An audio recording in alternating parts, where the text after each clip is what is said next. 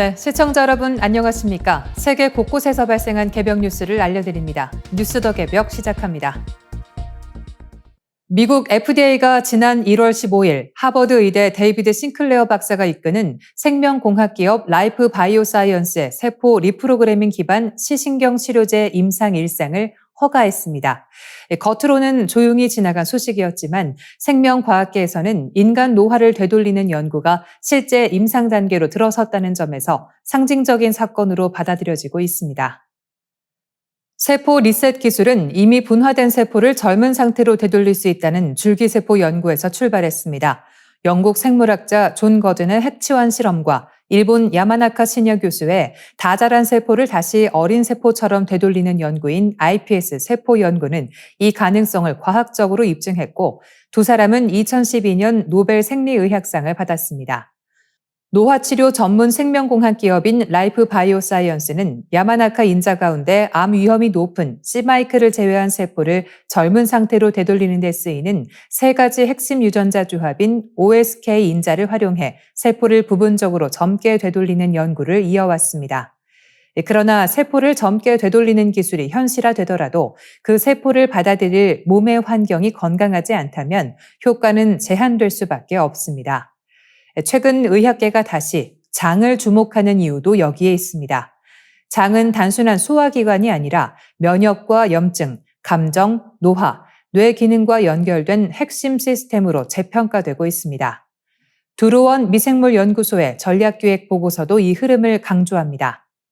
보고서는 세포 리셋 시대를 준비하는 출발점이 장내 미생물 생태계에 있다고 설명합니다. 한국인의 하루 평균 배변량 약 200g 안에는 수많은 장내 미생물이 존재하며 이 미생물들은 식이섬유를 분해해 뷰티르산 같은 단쇄 지방산을 만들어냅니다. 이 물질은 장 상피세포를 보호하고 세포 청소 작용인 오토파지와도 연결됩니다. 두루원의 송종섭 회장은 오래전부터 장내 미생물과 발효, 배변의 중요성을 강조해왔습니다. 한때는 똥박사라는 별명으로 웃음의 대상이 되기도 했지만 지금은 글로벌 바이오 산업이 장내 미생물 시장에 막대한 투자를 하고 있습니다. 과거 우스갯소리처럼 들리던 장과 배변의 이야기가 미래의학의 중심 의제로 떠오른 것입니다. 또한 장과 감정의 관계도 주목받고 있습니다. 서울대 정신의학과 교수 출신 강도형 박사는 저서 감정시계에서 감정이 장 상태와 깊이 연결돼 있다고 설명합니다. 장은 제2의 뇌로 불리며 세로토닌을 비롯한 신경 전달 물질 생성과도 관련이 있습니다. 현대인이 과식과 정보 과잉 속에서도 더 불안하고 예민해지는 이유를 일부 학자들은 무너진 장 환경에서 찾고 있습니다. 전문가들은 미래의학의 핵심은 단순히 오래 사는 것보다 건강한 세포, 안정된 감정, 균형 잡힌 미생물 생태계가 함께 유지되어야 한다고 합니다. 세포를 25세 수준으로 되돌리는 기술이 다가오고 있다면 지금 필요한 준비는 장에서 시작되어야 한다는 것입니다. 인류는 가장 오래 외면해온 장과 배설물 속에서 다시 젊음과 회복의 실마리를 찾고 있습니다. 미국이 주도해온 하나의 세계 문화 시대가 빠르게 흔들리고 있습니다. 한때 전 세계 젊은이들은 미국 팝송을 듣고 할리우드 영화를 보고 미국 드라마와 게임을 통해 비슷한 취향을 공유했습니다. 그러나 이제 글로벌 플랫폼이 넓어질수록 사람들은 오히려 자기 언어와 자기 지역의 콘텐츠를 더 많이 찾고 있습니다.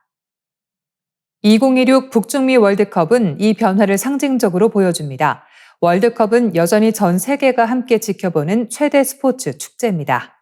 하지만 그 안에서 소비되는 문화는 더 이상 하나가 아닙니다. 주제가에는 여러 언어가 담겼고 무대에는 다양한 국적의 아티스트가 오릅니다. 세계가 한 곳에 모였지만 문화는 하나로 합쳐지기보다 각자의 색을 더 강하게 드러내고 있는 것입니다. 음악 시장에서는 자국어 콘텐츠의 부상이 뚜렷합니다. 덴마크와 스웨덴, 노르웨이에서는 영어 팝 대신 자국어 노래가 차트를 채우고 있습니다. 브라질에서도 인기 음악의 대부분은 현지 가수들의 곡입니다. 과거에는 미국 시장에서 성공해야 세계 스타가 됐지만 이제는 자기 나라에서 강한 팬덤을 만든 콘텐츠가 오히려 세계로 확장되는 시대가 됐습니다. 드라마와 영상 콘텐츠도 같은 흐름입니다. 넷플릭스는 한때 전 세계 시청자를 동시에 겨냥한 작품을 만들었지만 지금은 각 나라의 정서와 언어, 역사에 뿌리내린 작품에 힘을 싣고 있습니다.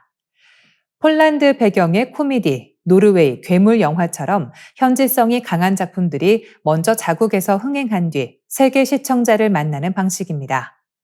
지난해 넷플릭스가 영어 작품보다 비영어 작품을 더 많이 제작한 것도 이런 변화를 보여줍니다.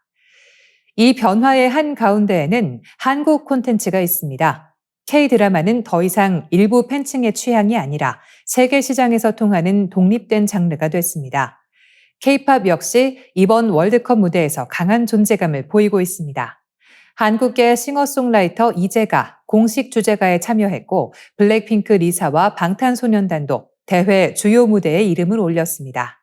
한국 콘텐츠가 지역성을 바탕으로 세계성을 얻은 대표 사례가 된 셈입니다. 게임에서도 문화 패권은 한 곳에 머물지 않습니다. 모바일 게임 시장에서는 나라별 인기작이 크게 다르고 각 지역의 생활 방식과 놀이 문화가 게임 선택에 반영됩니다. 알고리즘은 이런 취향을 더 정교하게 찾아내며 사람들에게 미국식 주류 콘텐츠가 아닌 자신과 가까운 콘텐츠를 추천하고 있습니다. 결국 미국은 여전히 유튜브와 앱스토어 같은 플랫폼을 장악하고 있지만 사람들이 실제로 즐기는 콘텐츠의 중심은 분산되고 있습니다. 미국식 문화가 세계인의 공통 언어였던 시대는 저물고 브라질의 음악, 한국의 드라마, 중국의 게임처럼 지역 강자들이 각자의 방식으로 세계 무대에 오르는 새 소프트 파워 경쟁이 시작되고 있습니다. 슈퍼 엘니뇨, 고질라 엘니뇨라는 별명이 붙은 강력한 기후 현상이 시작됐습니다. 태평양 적도 해역의 수온이 비정상적으로 상승하는 엘니뇨가 공식적으로 발생한 것입니다. 미국 국립해양대기청은 이번 엘니뇨가 역대 최강 수준으로 발달할 가능성이 있다며 전 세계의 폭염과 홍수, 가뭄, 산불 같은 극단적 기상현상을 초래할 수 있다고 경고했습니다. 미국 국립해양대기청은 이번 엘니뇨가 올해 늦가을과 초겨울에 강도를 더 키워 1950년 관측이 시작된 이후 기록상 가장 강력한 엘니뇨 가운데 하나가 될 확률이 63%에 달한다고 밝혔습니다. 이는 단순한 해수온도 상승이 아니라 지구 전체의 대기 흐름을 흔드는 거대한 기후 충격입니다. 엘니뇨는 남미 페루 어부들이 크리스마스 무렵 바닷물이 따뜻해지는 현상을 관찰하면서 붙인 이름입니다. 적도 부근 동태평양 해수면 온도가 평년보다 0.5도 이상 높은 상태로 수개월 이상 지속되는 현상입니다. 보통 2년에서 5년 안팎의 주기로 발생하지만 이번 엘니뇨는 발생 전부터 슈퍼, 고질라라는 별명이 붙을 만큼 이례적인 강도로 주목받아 왔습니다. 미국 국립해양대기청은 이번 엘니뇨가 1997년에 발생한 기록적 엘니뇨와 맞먹거나 이를 뛰어넘을 가능성도 있다고 분석했습니다. 1997년 당시 엘니뇨는 전 세계에서 폭염과 홍수, 가뭄, 토네이도와 산불을 일으키며 수십억 달러 규모의 경제적 피해를 남겼습니다. 이번에는 이미 지구 온난화로 뜨거워진 지구 위에 엘니뇨의 열이 더해진다는 점에서 우려가 큽니다. 기후과학자들은 엘니뇨가 해양 깊은 곳의 따뜻한 물을 수면으로 끌어올려 지구 표면에 막대한 열을 공급한다고 설명합니다. 이 열은 대기순환과 해류 흐름을 바꾸고 그 결과 세계 곳곳에서 극한 기상현상을 촉발합니다. 안토니우 구테우스 유엔 사무총장도 이번 엘니뇨를 긴급한 기후 경고라고 규정하며 이미 온난화된 지구에 더 강한 불씨를 던지는 불쏘시개가 될 수 있다고 경고했습니다. 영향은 지역별로 다르게 나타납니다. 남미 서부에는 집중호우와 홍수 가능성이 커지고 호주와 동남아시아에는 가뭄과 산불 위험이 높아질 수 있습니다. 인도는 더 강한 폭염에 직면할 수 있고 아프리카 북동부는 극심한 가뭄에서 갑작스러운 폭우로 급변하는 기상 충격을 겪을 수 있습니다. 대서양에서는 허리케인 발생을 다소 억제할 수 있지만 태평양에서는 열대성 폭풍 활동이 강화될 가능성이 큽니다. 또한 식량과 경제에 미치는 파장도 작지 않습니다. 미국 일부 농업 지역에서는 곡물 재배 여건이 나아질 수 있지만 전 세계적으로는 주요 곡물 생산국의 이상기후가 식량 가격과 공급망 불안을 키울 수 있습니다. 여기에 비료 공급 차질까지 겹치면 저개발 국가의 농업 생산량은 크게 줄어들 수 있습니다. 일부 기후과학자들은 이번 엘니뇨가 가을이나 겨울에 정점을 찍은 뒤에도 여파가 이어져 2027년이 관측사상 가장 더운 해가 될 수 있다고 전망합니다. 이번 고질라 엘니뇨는 단순한 기상현상이 아니라 기후위기와 식량 안보, 세계 경제를 동시에 흔드는 강력한 경고 신호입니다. 미국 수도 워싱턴 한복판에서 숫자 4개가 거대한 정치 논란으로 번지고 있습니다. 워싱턴 기념탑 인근 내셔널몰 잔디밭에 도널드 트럼프 대통령 반대 구호로 해석되는 8647 표식이 대형으로 나타나 당국이 수사에 착수했습니다. 미 내무부 대변인은 이를 정신나간 기물훼손 행위라고 규정하고 대통령에 대한 어떤 위협도 매우 심각하게 받아들인다며 관련자에게 책임을 묻겠다고 밝혔습니다. 이 논란의 핵심은 8647이라는 숫자의 의미입니다.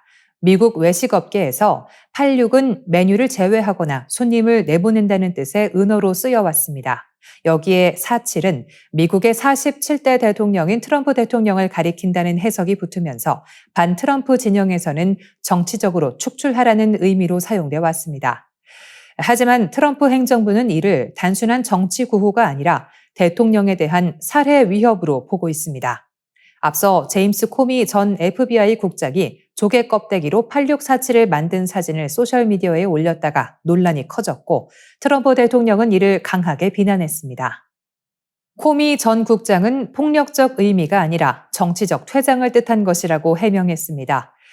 86이라는 표현은 1930년대 미국 뉴욕에서 유래한 속어로 알려져 있습니다. 식당에서 재료가 떨어진 메뉴를 빼거나 문제를 일으킨 손님을 내보낸다는 뜻이 일반적입니다. 반면 일부 속어 사전과 보도에서는 죽이다라는 의미로 쓰인 사례도 있다고 설명합니다. 이 때문에 같은 숫자를 두고도 해석이 극단적으로 갈리고 있습니다. 미국 정치권에서는 과거에도 8645, 8646 같은 표현이 대통령 반대 구호로 쓰였지만 지금처럼 큰 논란으로 번지지는 않았다는 지적도 나옵니다. 그러나 지난해 트럼프 대통령을 겨냥한 암살 시도 이후 미국 사회의 긴장감은 크게 높아졌습니다. 숫자 하나, 표현 하나도 정치적 위협과 표현의 자유 사이에서 격렬한 충돌을 부르는 상황입니다. 이번 내셔널몰 8647 표식은 6월 14일 트럼프 대통령의 생일을 앞두고 워싱턴에서 대규모 행사가 예정된 가운데 발견됐습니다. 단순한 잔디 훼손 사건을 넘어 극심한 정치 양극화 속 미국 사회가 언어와 상징을 얼마나 예민하게 받아들이고 있는지를 보여주는 장면입니다. 네, 뉴스 더 개벽 여기서 마치겠습니다. 내일 찾아뵙겠습니다.